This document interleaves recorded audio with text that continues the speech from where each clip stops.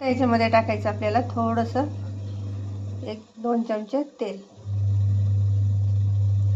बघू शकता.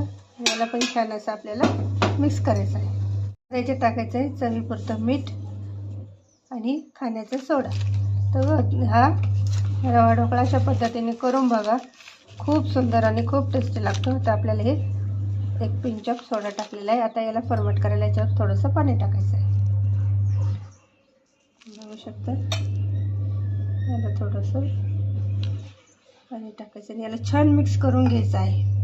तुम्ही बघू शकता इडली भांडं ठेवलेलं आहे मी ढोकळ्यासाठी. इथे याला छान असं 2 वाट्या गरम पाणी ठेवलं होतं. आता इथे आपलं बॅटर पण रेडी आहे. इथे आहे ढोकळ्याची प्लेट. आता आपण याच्यामध्ये आपला हा ढोकळा छान असं बॅटर ओतून घेऊ.